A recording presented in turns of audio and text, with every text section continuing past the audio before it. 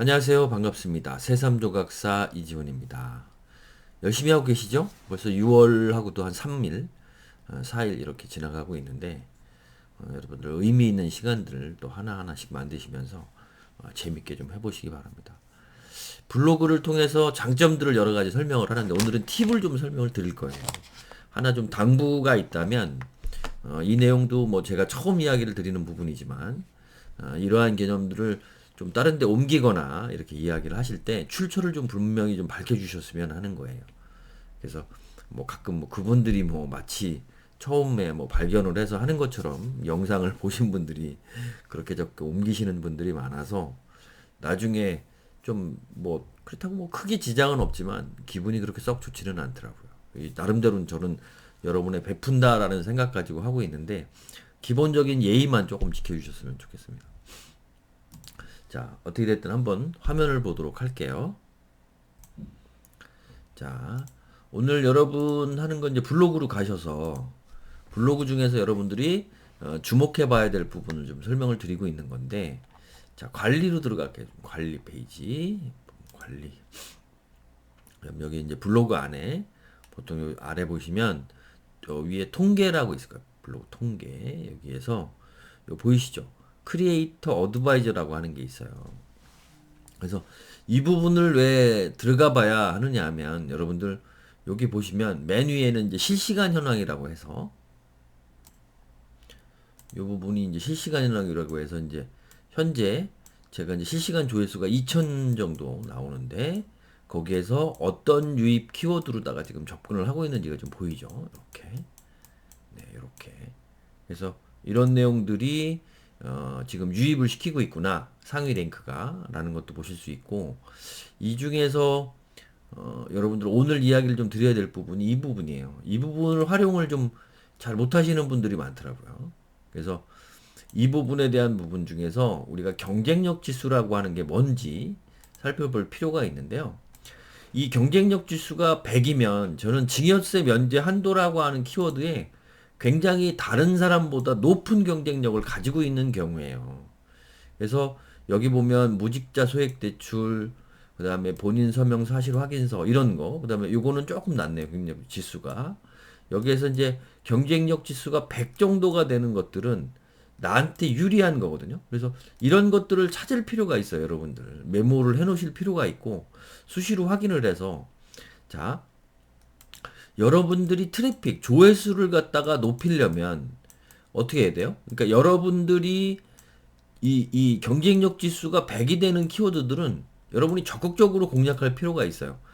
이 증여세 면제 한도가 경쟁력 지수가 100이라면 이 증여세 면제 한도와 유사한 연관 키워드도 경쟁력 지수가 높을 확률이 굉장히 높아요. 그러니까 경쟁력 지수가 높다라고 하는 것은 상위 노출될 수 있다라는 거거든요. 그래서 이런 것들은 트래픽 위주로 많이 사용을 하시고 나름대로 경쟁력 지수가 잡히면서 다소 떨어지는 거예요. 뭐 한부모 가정 지원금 같은 이런 키워드들은 추후적으로 요거와 유사한 키워드들을 몇 개 더 발행을 함으로써 실질적으로 어떻게 요 키워드도 여기에 더해서 이제 경쟁력 지수를 더해서 100 가까이 만들 수가 있는 거거든요. 그러면 결과적으로 여기에서 이제 하나 여러분이 조금 알아두셔야 될 게 결과적으로 여러분이 좋은 블로그, 지수가 좋은 블로그를 가져갔다라고 하는 이유, 그 개념은 뭘까요? 그렇죠.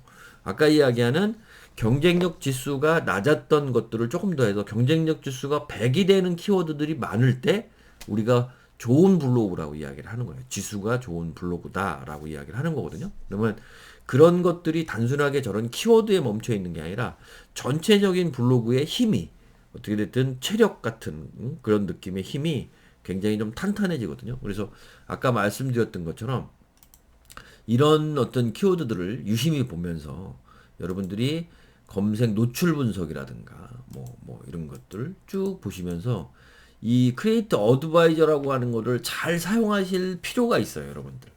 그래서 이런 것들을 꾸준하게 하시면서 여러분들 어떤 방법들을 좀 찾아야 되거든요. 여기에도 보면 여러 가지가 나오죠. 그래서 이런 것들은 조금 뭐 관심을 가지시면서 여러분들 계속적으로 키워드를 찾아 나가고 육성을 하는 방향으로 나가셔야 돼요. 그래야만 여러분이 이제 의미 있는 결과를 낳기 시작을 할 겁니다.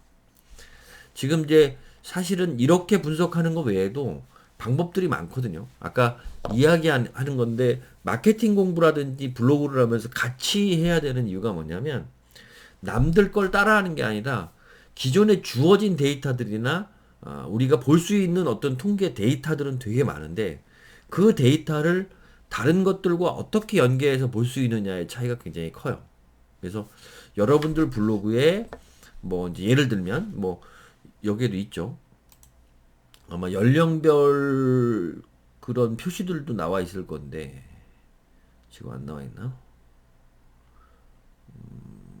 네, 여기는 지금 보이지는 않는데 이것도 찾아보면 어떤 게 있냐면 그 여러분 블로그에 주로 방문하는 연령대가 표시가 돼요. 또 시간대도 표시가 되거든요. 그런 것들은 빨리 캐치를 해서 일단은 여러분이 공략을 해야 될 것. 만약에 우리가 50대의 방문자가 많다라고 하면 일단 50대가 관심이 있을 만한 키워드를 잡아가는 것들이 좋고 그래서 거기에서만 머무는 게 아니라 내가 나중에 조금 더 탄탄한 어떤 블로그로 키워가고 싶다라고 하면 50대를 주로 잡으면서 30대나 20대에도 관심이 가질 만한 서브를 계속적으로 콘텐츠를 넣어줘야 그래야 또 50대뿐만이 아니라 20대, 30대도 여러분 블로그를 많이 방문하는 이런 식으로 구성을 하는 거거든요. 그래서 이런 것들은 뭐 여러 번 강조를 뭐 드려야 할 만큼 중요한 문제예요. 그래서 저 경쟁력 지수라고 하는 걸 꼭 확인을 하셔서